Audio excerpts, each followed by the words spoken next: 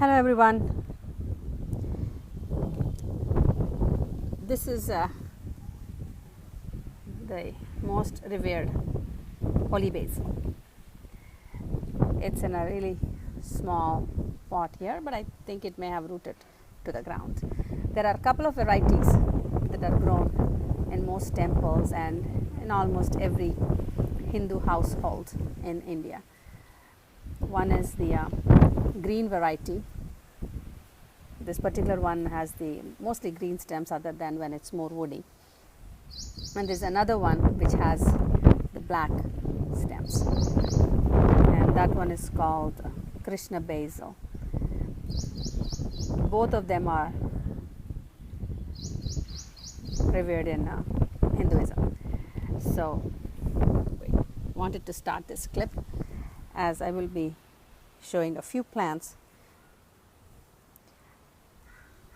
that are present in almost all households in India, if they have even just a square of a yard.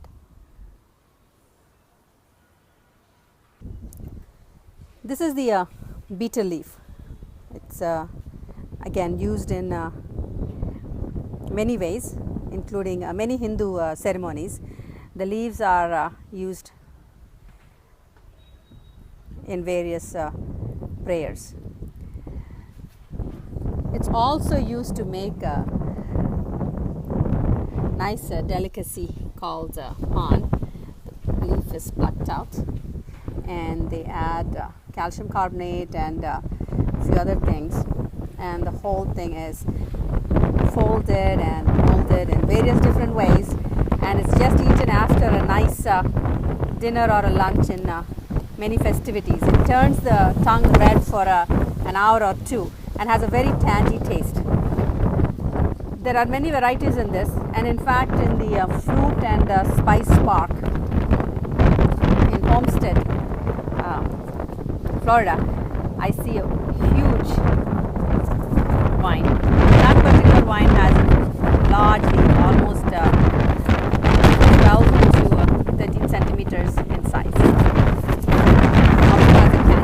There are so many varieties. Some of them are extremely spicy and hot, and this one though is a milder variety. Balsam, or I think they may be also called impatiens, although I have to really check on that. To my knowledge, they are called balsam, and these are annuals, and I see this plant used extensively in borders and as bedding plants in India. I often wondered why it's not more used in states or back home, which is the past many years is home for me. They come in so many vibrant colors, and the peculiarity is the seed pod bursts open when water touches it. So that's a nice dispersal mechanism for the seeds, and they're very easy growers. Nice bedding plants, and to give a little bit of a variation, I think instead of the snapdragons or the ones that we used regularly, such as petunias or things like that, we could try balsams. Beautiful little plants. They don't grow much, but maybe a foot, at best foot and a half. They're not fragrant, but add a real nice color, and the flowers last a long time. And so these are the ubiquitous marigolds. The only difference in marigolds from here and the States is we use marigolds as the annuals and as bedding plants. Here they are fairly small or medium sized plants. They can grow up to even 5 feet, and these are about foot and a half. This particular bed in my mother's yard is probably 20 feet long or a little bit more, but she has them as not as bedding plants, but just to give it some color. over there. Nice nonetheless, and I like the somewhat of a pungent fragrance that it has, and it keeps mosquitoes and various insects away. So, all these flowers are sometimes cut and made into a lei and is tied over to the doorway. It's very traditional to see them during festivities in India and also in various parties.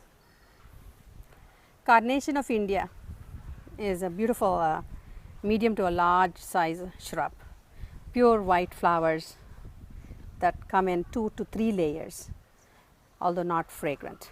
They last for a few days. It's sort of difficult for me to picturize this really nice white flower, so I'll try to see if I can get it closer without the glare. I see this in regular garden shops once in a while in the States. It's a beautiful flower. I'm sorry it's not coming out well because of its pristine white color. This is growing along with the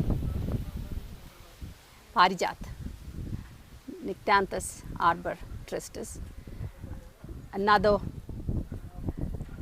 medium sized shrub to a small tree that has great stories in Hindu mythology. It's not flowering, in fact the flowers are done,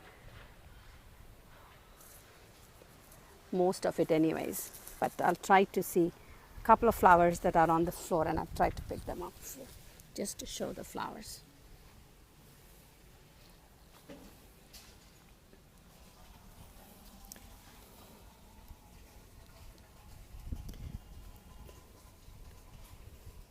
Those are the flowers. Exquisite fragrance that this flower has, and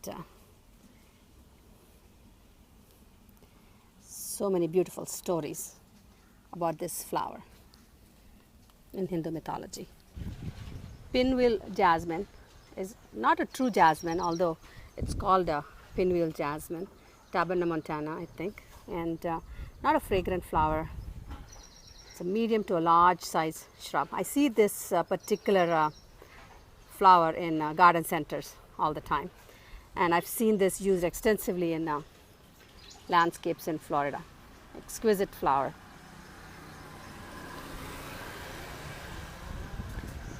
And it's in bloom all the time. It just loves to bloom, and it's again used as a small landscape plant outside the fence in one of the neighboring houses, along with the oleanders. I'm seeing oleanders and plumerias everywhere, and they're growing without missing a beat. I'll take it a little bit closer to see if it's I can show the oleanders. But oleanders, I see these particular trees in Florida landscape all the time. So that's a no-brainer that they grow here happily.